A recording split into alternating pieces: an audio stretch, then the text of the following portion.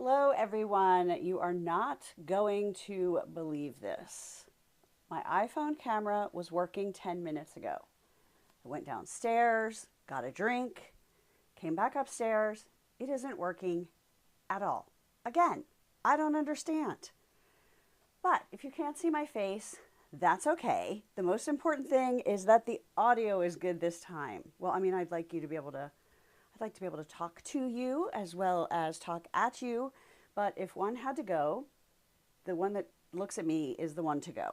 So before we get started, can you just give me a thumbs up or a yes? The sound is good. I know many of you were with me on New Year's Eve when we had all kinds of fun times with sound and cameras.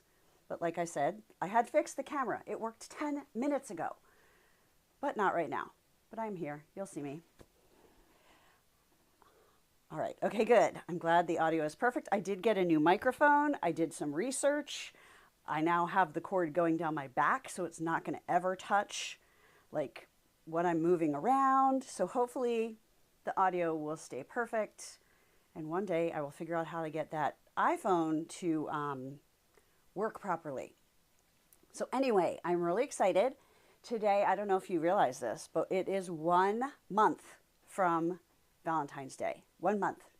That's why I scheduled it today, because we're going to do hearts. So today's January 14th. So we have a month to play with hearts. Of course, hearts don't have to be Valentine's Day. Hearts can be for weddings, baby showers, or just because you love hearts. They don't have to have a reason, right? They don't have to have a holiday to exist. Santa and the Easter Bunny, that's a whole other story, but we'll do that another time. So what I'm going to do is I'm going to be showing you how to make heart blocks, and you can make them in multiple sizes. And I do have a free download that you can get. You don't even have to sign up for my newsletter, but I hope you do. One other housekeeping thing. Oh, hi Denise from Missouri, first time, welcome. Is it too bright or is the color look pretty good to you? Hi, Brenda. And then also let me know in the chat what you're quilting, like have you quilted before? Is this your first time? Or are you just coming to see if you want to get into this? I just love to get a gauge of where everyone is at. But anyway, you can get this, and this is, I think, the one thing I forgot to put under the video. Shoot. Okay, show must go on. I think I'm going to say that every single time. But I'll put it under the video after we are done. Or you can go to my website, which is tarareed.com, and search Heart Quilt Block. It will get you to the blog post that will have a link to get this. I feel like, okay, it's a little bit bright. Okay, let me see what I can do about that. I think I can do something about that. That better? Is that better? I think that's better. Okay, let's see. I'll be like an eye doctor. 1 or 2. I think that's better. Yeah, that looks better. My screen is always different than the YouTube screen. Wow, we got people from everywhere. I'm in Oregon. We got Rhode Island, Missouri. We have New York, I know. So anyway, you can get this download for free, and it has all the sizes that you need for 5 different size hearts. And it has a diagram that's going to walk you through what we do here tonight, and then I'm going to give you some more tips and tricks as well. I'm also, towards the end, I'm going to show you some other ideas of what you can do with your heart block if you give this a try that doesn't involve making a whole quilt. Because again, we have a month and we have a lot of beginners. Oh, I hope you're okay in LA, California. So we have a lot of beginners, and my advice to beginners for quilting is the very last thing you should do right away is attempt to make a quilt. It's just too much. Get your feet wet with a few blocks, turn them into a project, get that success, and then build up to a quilt. That is my opinion. So these are the quilt blocks, and then I want to just show you this really quick. You can really change the look of the block by where you put your color versus your neutral. So you'll see this heart looks really different than this white heart, but it's the same exact fabrics used to make both of those.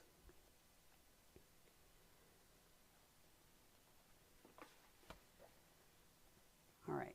Oh, one other thing I wanted to tell you before we really get started is Riley Blake, that's the company that the fabric company I designed for. Every January they do a Riley Blake block challenge where I believe it's 16 blocks and then you put it together into a quilt.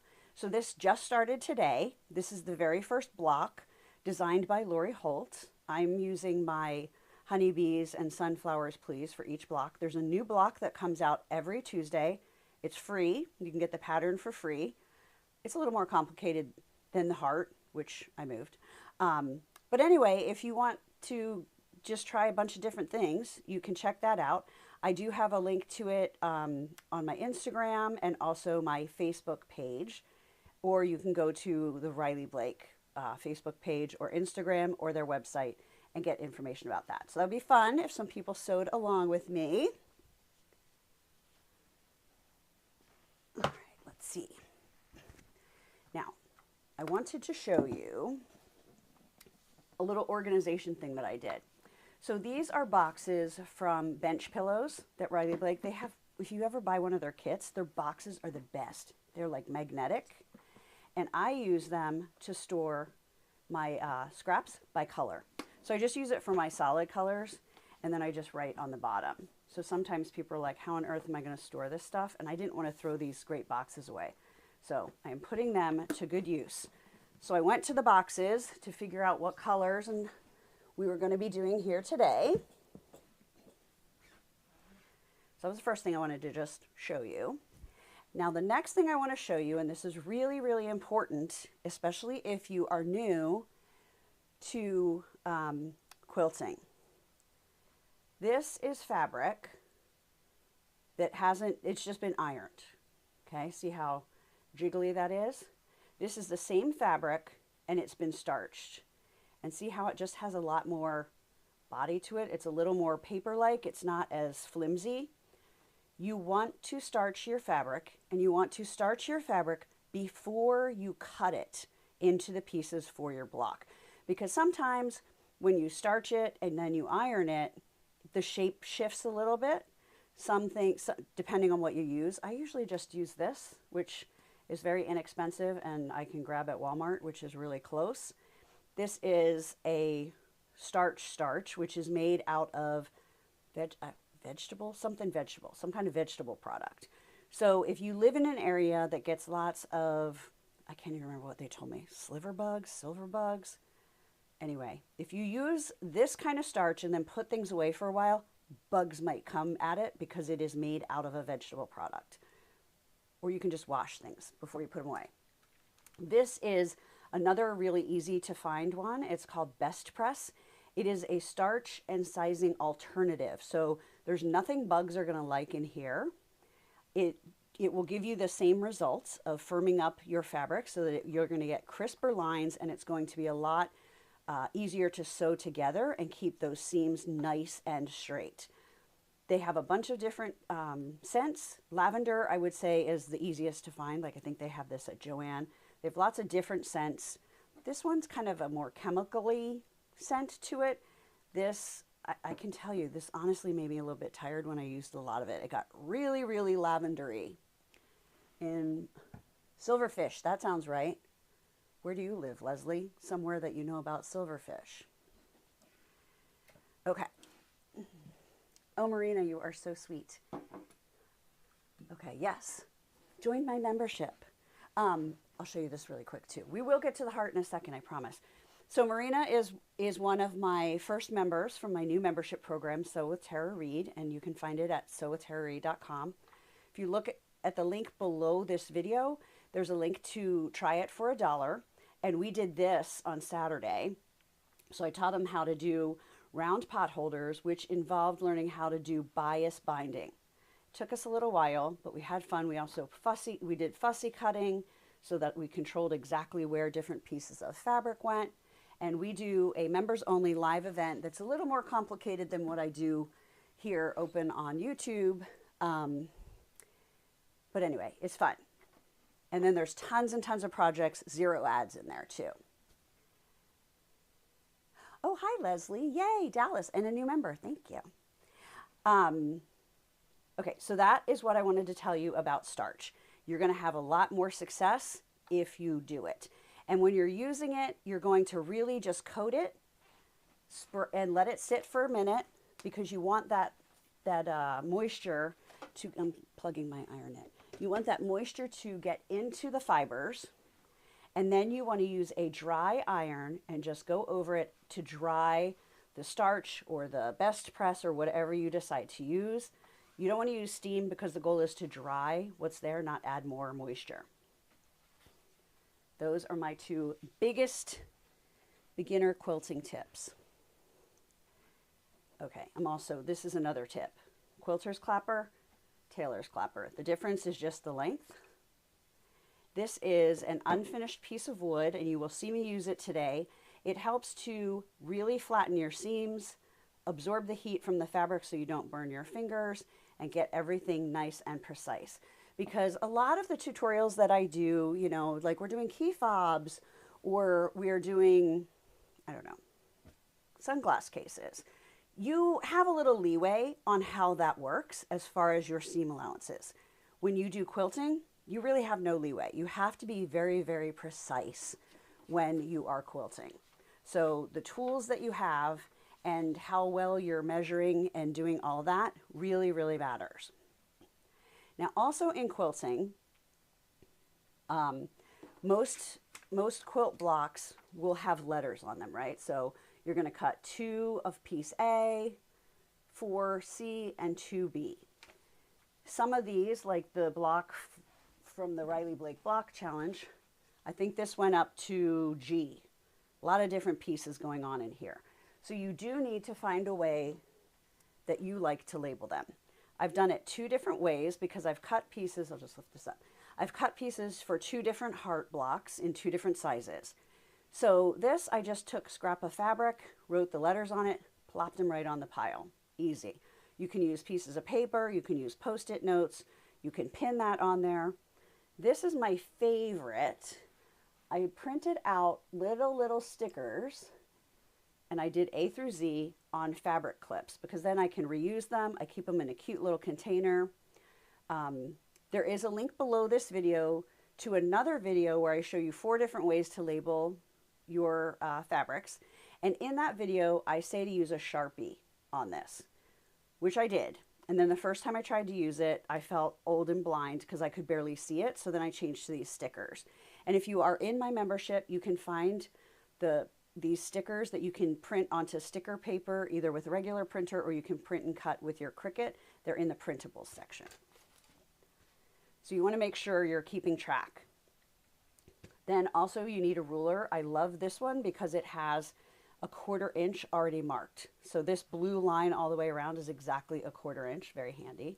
Then you're going to need something to mark with, either a pencil or a heat erasable pen. Then we're going to need pins, rotary cutter. Oh, I didn't leave my mat. We'll get my mat up in a minute.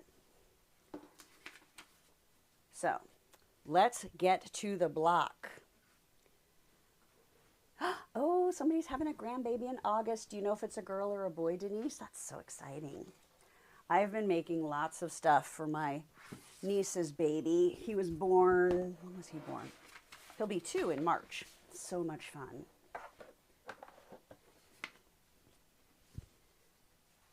Okay, so I'm going to let you guys vote. Do you want to do a pink and pink? Or do you want to do this one where the inside of the heart is going to be this cute little strawberry? Let me know in the comments. There's a couple people from Missouri here today. That's exciting. There's a little bit of a delay, so I'm just waiting for you guys to catch up and tell me which one you want to do. What was that?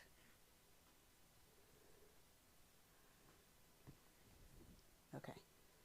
Okay, Helen said strawberry. Leslie's not sure. We're going to go with strawberry.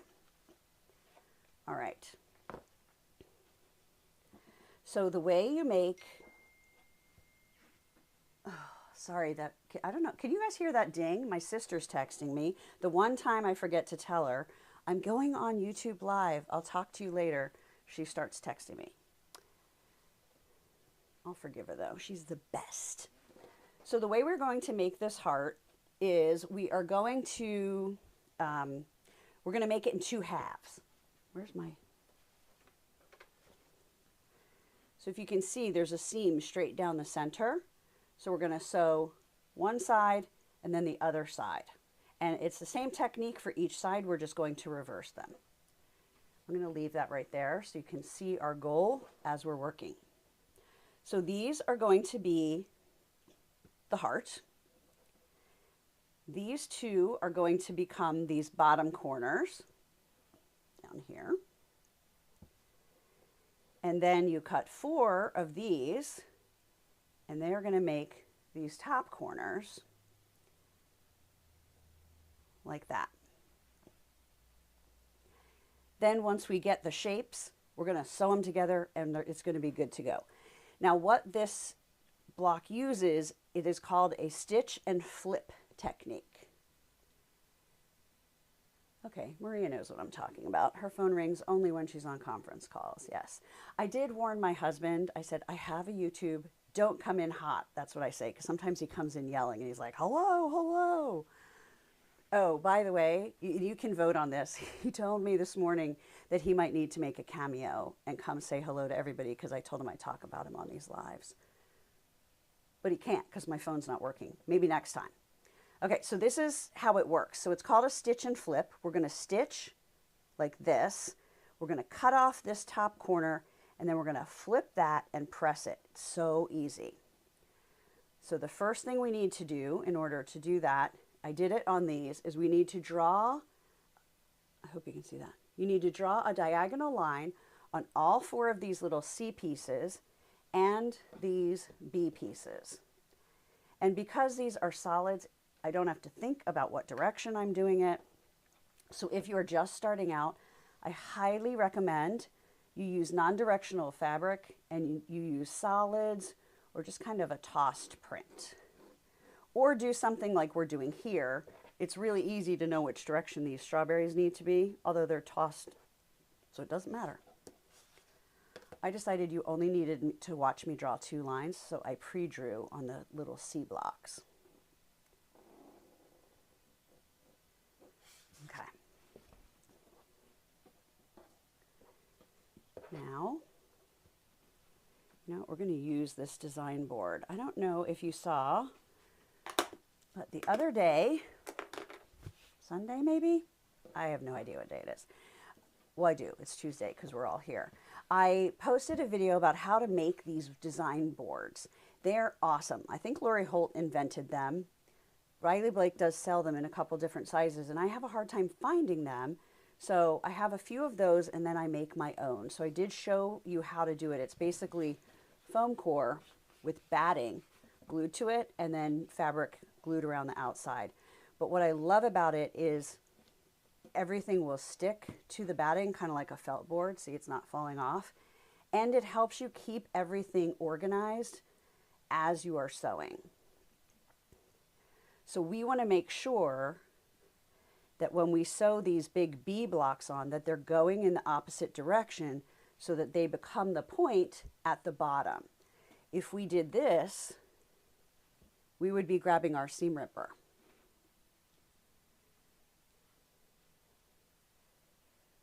Okay, so we are going to do this. Hold on. Any tips for sewing small corner squares? Yes, the biggest tip is to starch the fabric. Starching that is going to make a huge, huge difference in your success.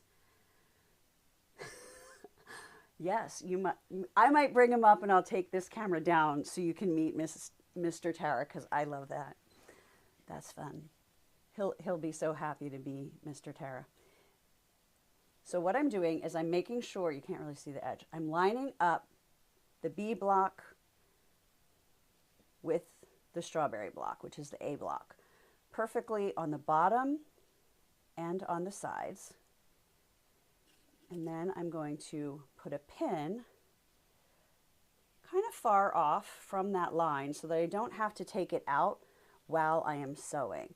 Now, if you watch many of my videos, you'll know I am a huge fan of fabric clips, but I do not use them when quilting because we have to make sure everything stays perfectly in place. Now, if this hot pink had a right and a wrong side, we would have the right side down. And that's all in the free printable that you can get.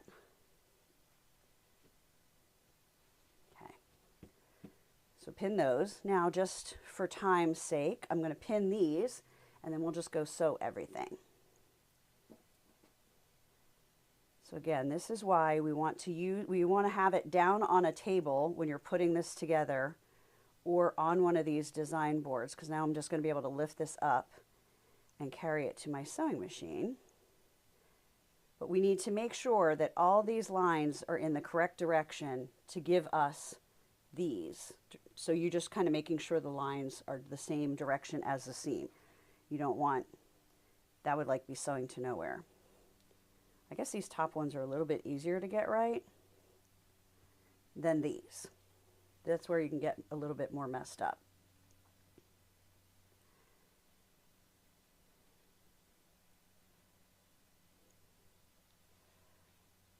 Now, also just being really precise, I don't know if you noticed, but that twisted when I pinned it. It didn't stay nicely lined up. So I just repinned that.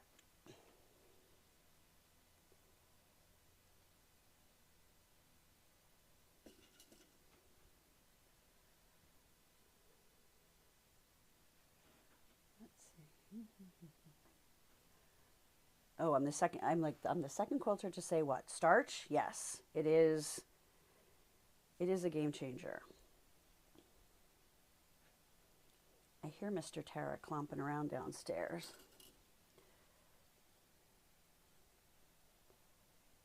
I think it was in one of the lives he told me not to overdo it, and so I told you guys to put it in the comments, and somebody even commented last week to tell him that it was all good. He thought that was pretty funny. He is a very good sport.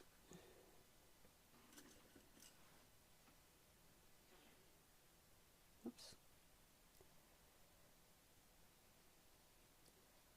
All right, this is going to take us much longer than sewing it. I'm just going to do one on that one. We're going to play with fire. Okay, now we're going to go to the sewing machine, which will lighten up in a second. Brighten up, okay. Now I just carried my design board over here. I have it zoomed in so you can see the edge of it. You can just trust me. I have everything sitting right next to me. This is a new angle I'm trying too. I think it's going to be better. Before I had the camera coming from the back. But when we were doing these pot holders, I really needed it to be from the front, and they said it worked out well. So we are going to assume that that is the case again. Now, when you're sewing quilt blocks, especially little pieces like this, you're going to want to use a small stitch length. I usually use 1.8 to 2.0. Most sewing machines, their default is like a 2.4 length, 2.4 to 2.6. So you're going to want to adjust that. Then always put your foot down before you start sewing so that you really know where your needle is going to go. And if you have to put it up and down a few times just to get that, oh geez Louise, get that line in the center, do it. And then I'm going to put the foot down. And now I'm just going to sew right on that line.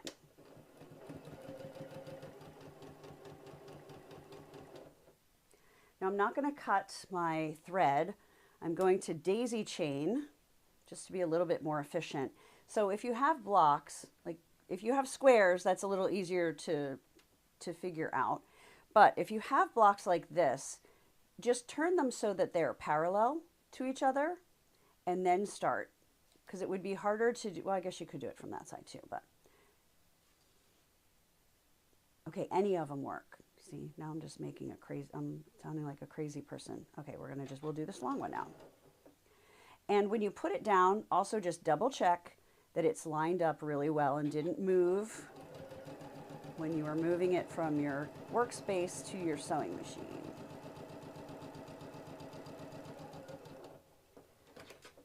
Now I'm just going to trim off the first one, and we're just going to keep on daisy chaining. I'll take these pins out as I go until we get all 6 of these sewn together.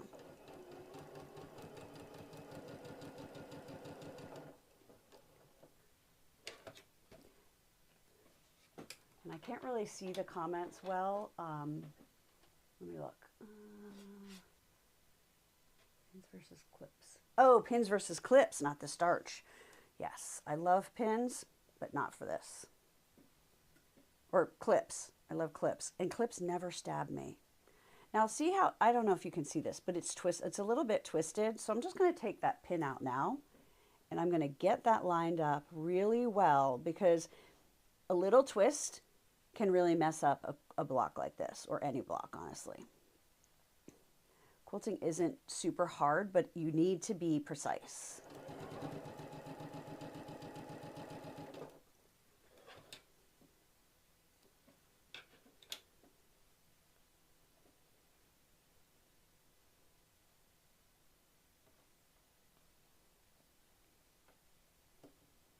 It was a little twisted too.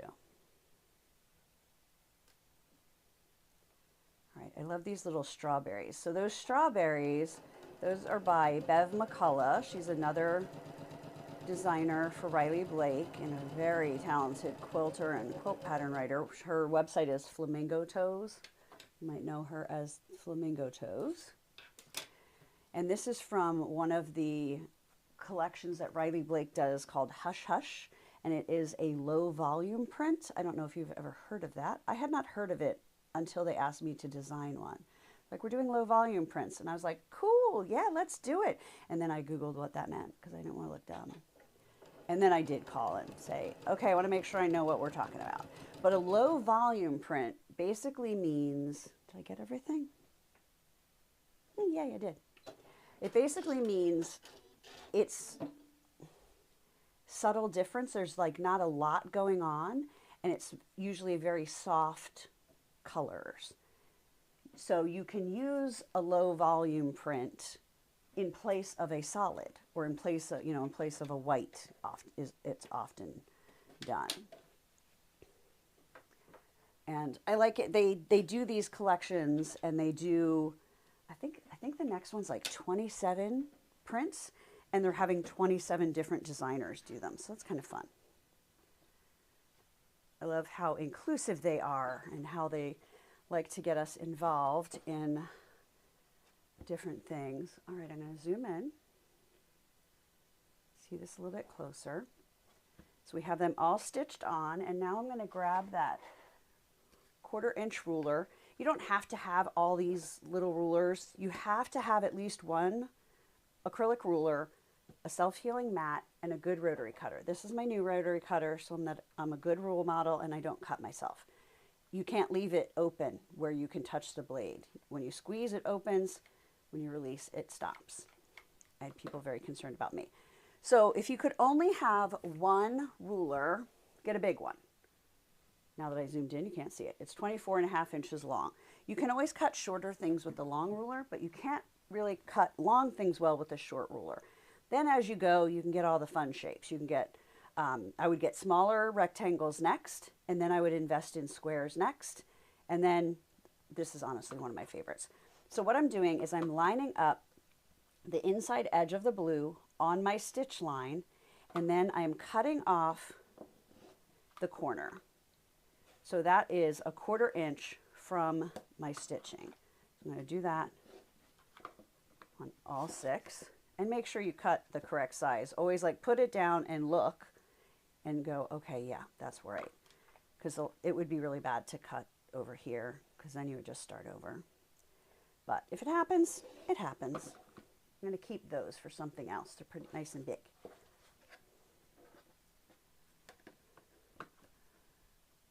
Okay. I didn't sew that very straight, but we're going to make that work. I got a little jiggle. Whoops. I don't know. I like to not edit out all of my mistakes when I do edited videos, and obviously I can't edit it out when we're working live, but sometimes I can be a little bit of a perfectionist and a type A personality, and I get upset when it isn't perfect. So I like to learn from people that admit that they make mistakes, and so I like to pay that forward. All right, now we're going to get the ironing board. So this little get up is partially so that I can do this all on one station. Hold on, I'm going to zoom out a little bit again.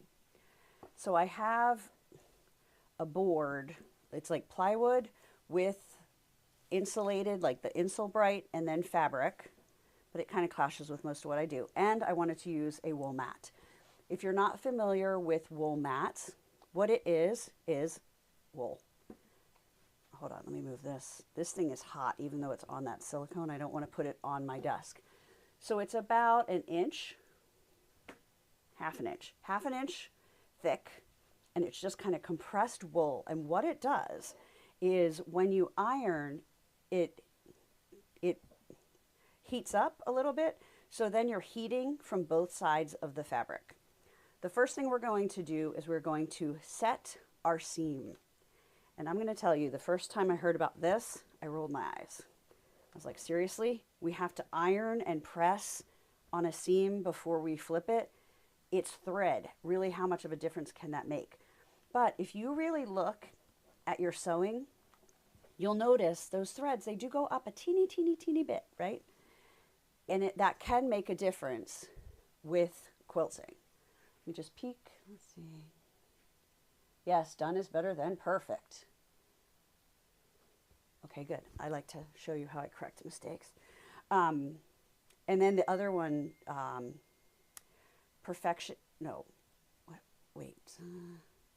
comparison is the thief of joy. I believe that was a Teddy Roosevelt quote. It gets attributed to a lot of different people, but that is an excellent one. I regularly tell myself that in business and also in quilting and sewing, right? Like, oh, they're so good, I'm not that good, but you know what? They've been doing it longer. So what I just did while telling you about comparison being the thief of joy is I pushed this forward. So we stitched, we trimmed, and now we're going to do the flip part. And you'll notice this is going to be the same size rectangle as it was before we sewed anything once we flip these three corners. I'm just going to get that nice and heated, put my clapper on it to help press that and also so it doesn't burn my fingers. Now I'm going to do this one.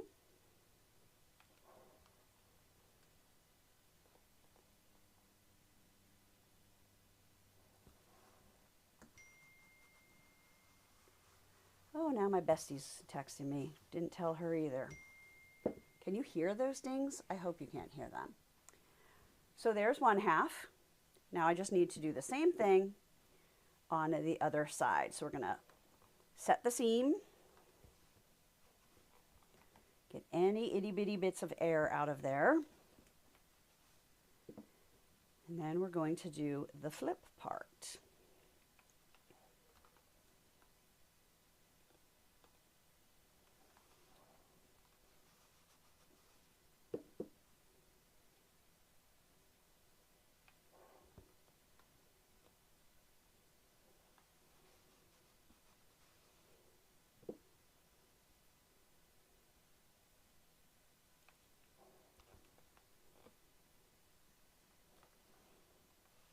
Oh, one thing I have to tell you about my husband, since I just talk about him all the time. He's so funny. I'll like go downstairs and I'll tell him like, oh my gosh, and this, and I'm trying to figure, so usually technology, when it's frustrating me, I'll be like, I'm trying to figure out this, and I tried to do football analogies, didn't go well. And so then he tries to remember, and I'll come back downstairs and he's like, oh, did you blah, blah, blah? And it's so cute because sometimes he gets it right. It's amazing. Usually he gets it a little mixed up. I'm going to twist this so the iron isn't like the most important thing going on here. Okay, so we have our two hearts. our two heart halves. Now all we need to do is put them right sides together, line them up. You want to make sure, now you might notice it isn't 100% perfect. It's pretty close. So these, in theory, these seams should match perfectly. So we're going to make that happen.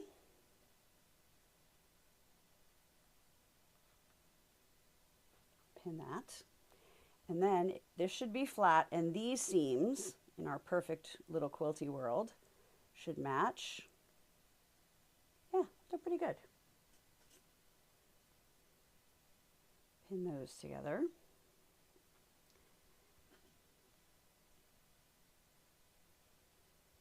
I'm going to put one more in the center, and then one of the things that I like to do, because see, it's shifting a little bit, is I like to then take this other side and get it lined up. Now we're not sewing that side, but sometimes the side we're sewing will sew a little bit better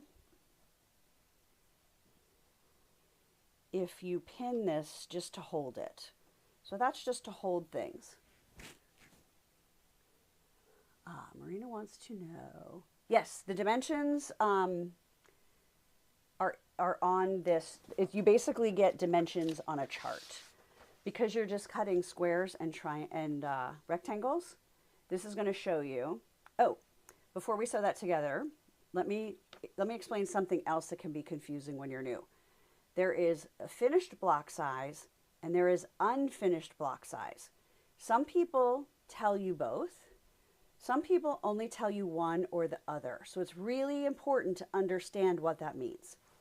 So a finished block size is how big that block is going to be when it is sewn together with other blocks or other fabric with 1/4 inch seams. So the unfinished block size is always a 1/2 inch larger than the finished block size, so that you have those seam allowances around the edges.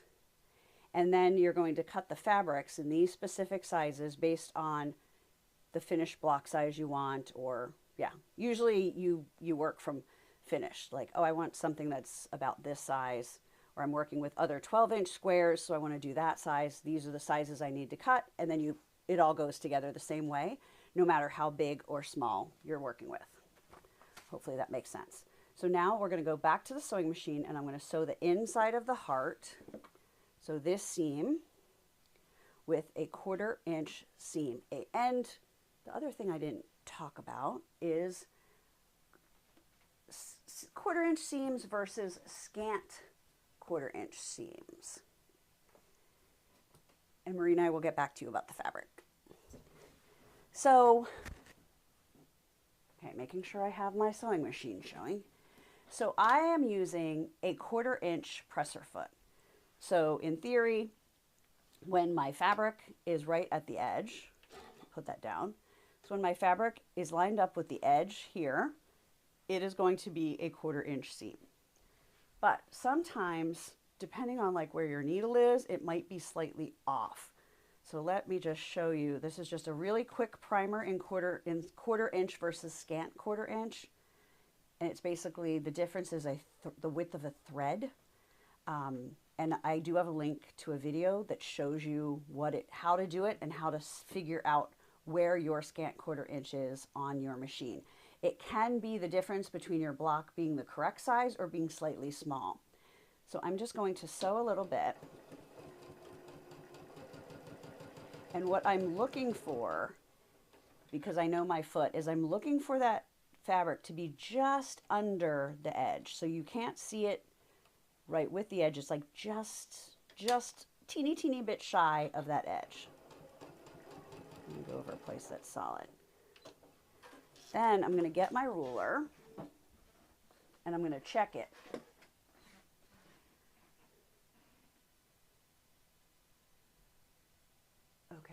Okay, so Leslie, under direction for the seam when pressed open. Oh, everybody has different theories on pressing open seams for different reasons. And hopefully most patterns will tell you. Like some will say press to the dark side. And that's what I did on this. When we flipped it, both of the seams went to the darker fabric so that they're not going to show. Sometimes you need, when we sew this and open it, I'm going to press the seam open. But first I'm showing you about this. So when I put the ruler on there and I have the edge of that blue on top of the stitching, the edge of my fabric is here. So I did a good scant 1/4 inch. Now, if I had put it where you could kind of see it sticking out just a teeny bit, I mean, a teeny bit, it really looks like it's lined up well on the edge. See that?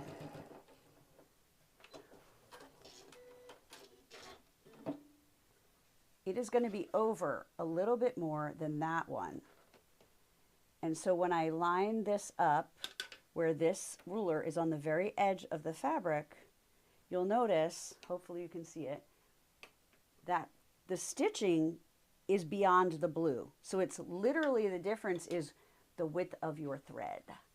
But when you add a bunch of thread widths across, it can make a difference. Wow, I hadn't planned on going that in depth. I hope I'm not losing people.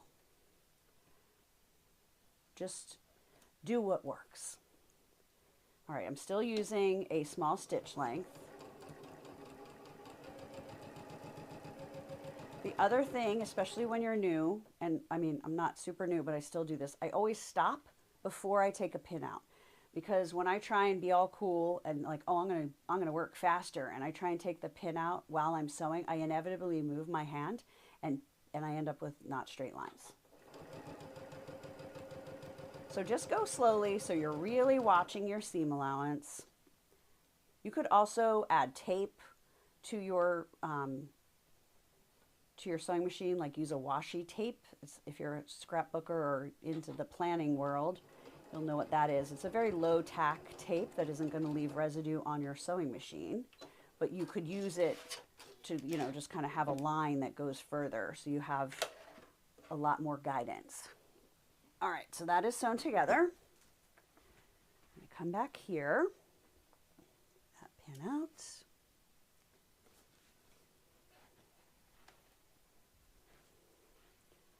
Clip my thread. And just like last time, before we do anything, we're going to set that seam.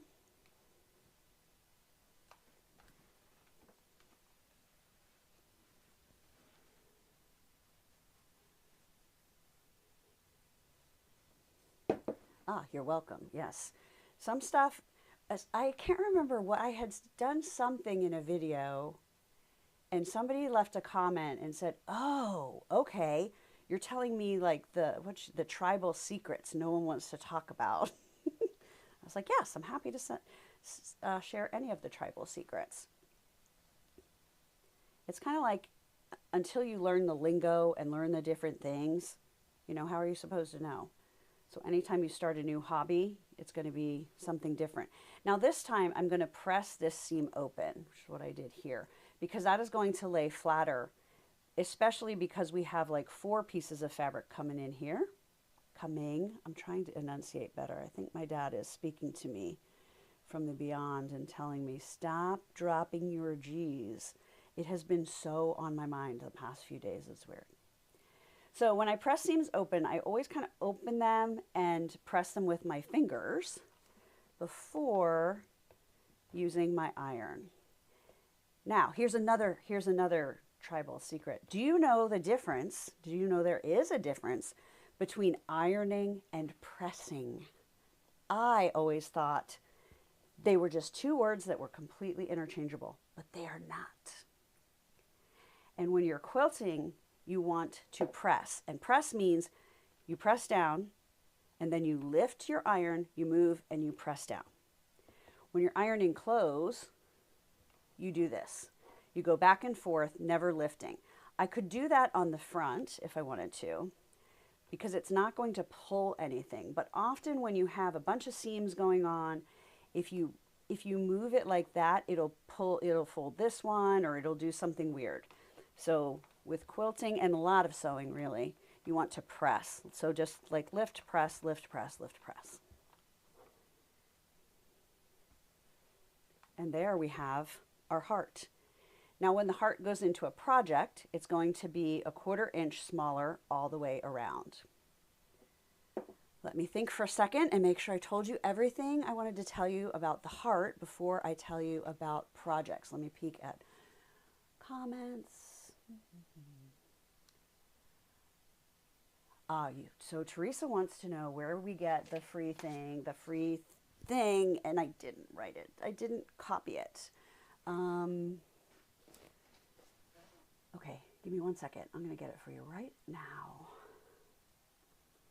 I'm going to get you that link because I should have had it. Okay, so basically I just am going to my website, tarareed.com, putting Heart Quilt Block in the search results, and scrolling until I find it.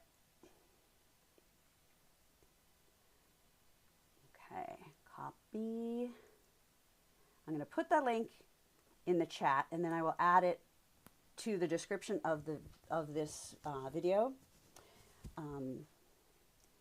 afterwards. So if you want to get this, it's free. You don't even have to sign up for my newsletter. You can get that. And there's also an edited version of this video. And I did put the tutorial and the edited version in membership, I think yesterday. So you can find it in there too if you are a member. So I think I'm done with the iron. Now I'm going to show you a few projects that I have done with heart blocks, just to give you some ideas.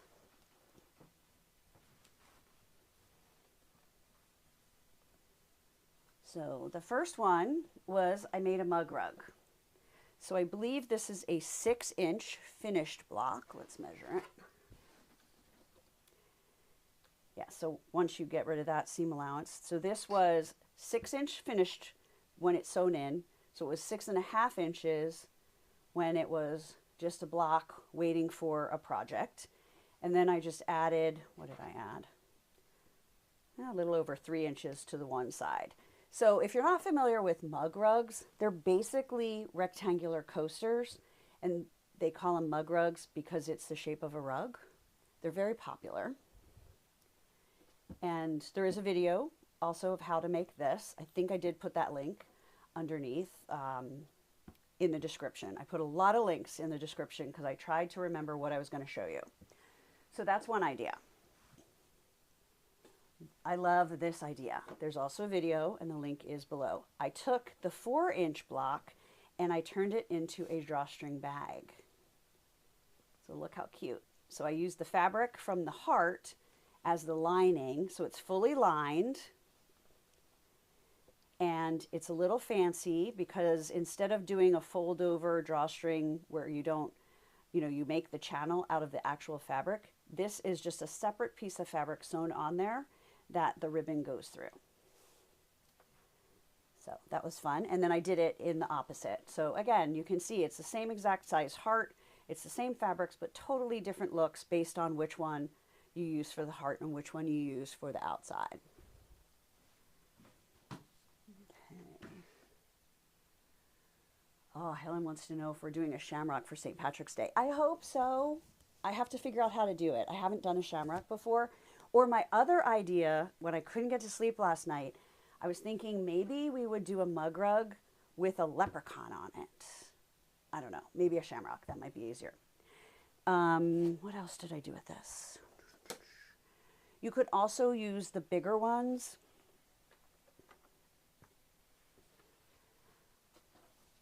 Like this, or I think there's directions for an even bigger one too. And you could put maybe 2 inches or like an inch around and then 2 inches around. It could be really cute for just kind of the center of your table. Put flowers on there, candles on there, get romantic. You could also turn this into a placemat by just adding fabric either to both sides or fabric to one side. Kind of doing an oversized version of the mug rug would be a placemat. Then hearts can also be in other things. So this is a block that I designed. This is one of my low volume prints that I did for the Hush Hush Volume 4 from Riley Blake Designs. And then they asked us to make a block. with it. And so I called this Love Lives Here, but it's basically the heart block with some things around it to turn it into a house. And here's what the block looks like before it's in anything. I turned this one into a mug rug. I'm thinking about turning this one into a wine bag, like a wine bag cover. That would be great for housewarming, I thought. Or Valentine's Day. Then this is another block that I designed. So this was my, no, that isn't mine. I don't know why I used it. Okay. For whatever reason, I had to design a block for something else for Riley Blake. And I designed this one, and it also has a heart, but it's just cut out. And I just randomly sewed around it so that it looked like the filaments on a light bulb. And this one is called Brilliant Idea. I did put the link for both of these blocks under this video. These are both free tutorials. You can download those, no strings attached. I don't even ask for your email. That's usually the biggest string, is I ask for your email. I trade ya. Okay, so those are some ideas. You could also just, like, this is basically a really big coaster. I've used it like that. Or if I added some, it could be a mug rug. So lots of ways to use quilt blocks. This is what I recommend for people that are new. Make a block, make it into something. So you're like, wow, look at that, I made that. Then make another block, turn it into something. Okay, should I go try and find Mr. Tara? Well, since my phone's not working, I can text him. Hold on. I don't want to yell, because you would have to hear that. All right, 1 second. We're almost done. We'll just see if he will come up here.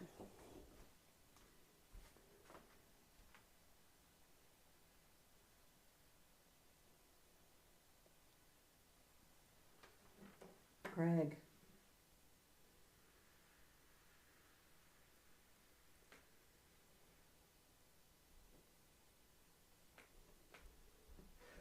All right, he's coming.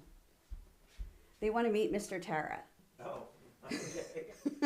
I told him how you said you might need to do a cameo. They thought it was a good idea. All right, bear with me a minute because I have to get this camera down so you can meet my lovely husband. Whoa, is that upside down? Oh, hold on. Wow, that's something. There's Mr. Tara. Say hi. Hello, everybody. We did hearts today. We made this one. Nice. Oh, very good. I like it. Yeah. Just in time for Valentine's Day. 1 month from today. I know that. It's 14th. Yep, don't forget. So We're big celebrators of Valentine's Day here. We're really not. Although he's not as cranky about it. He used to be really cranky about it when we first met. It's true. So, yeah. Anyway. All right. There's the man, the myth, the legend. Thank you. Put that back up.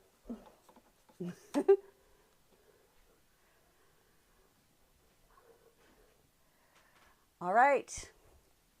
So there we go. I don't have a date yet for the next live. I've been pretty busy doing the one on Saturday and the other one, and I'm getting my bathroom redone. And yeah, it's just been busy around here. So make sure you are subscribed to my channel. I will do a little, hey, I'll schedule it when I figure it out. I'm thinking maybe end of February, maybe 2 weeks. That's my goal, is in 2 weeks to have some kind of a St. Patrick's Day project that we can do together. If you're on my newsletter list, I will also send an email letting you know when that's going to happen. Again, I'll do a little plug for my membership. You can try it for 7 days for $1, wander around in there, see what you think. You get access to everything, and I just keep adding more. So I would love to have you in there. We have a lot of fun. And that is Mr. Tara, my CFO. No, I do all the money stuff.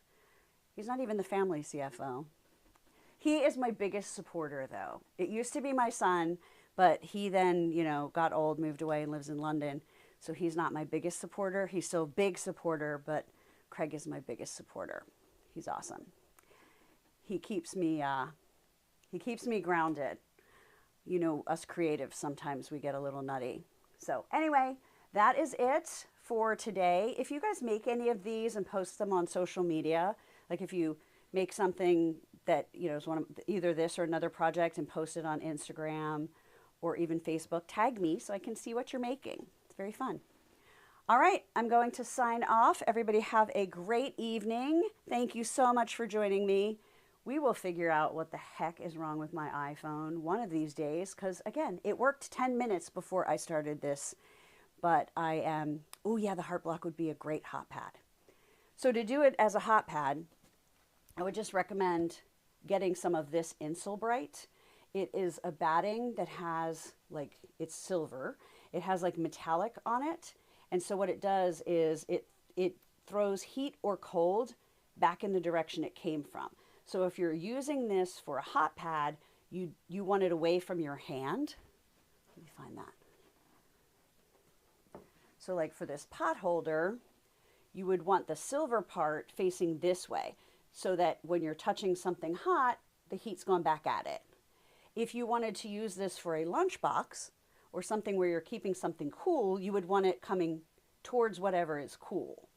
So if it would, like, say this is the inside of a lunchbox and you have like your sandwich in here, you would want the silver facing that to keep the coolness inside and keep the rest of the world outside. So that would be my recommendation for that. And thank you guys. I will see you next time.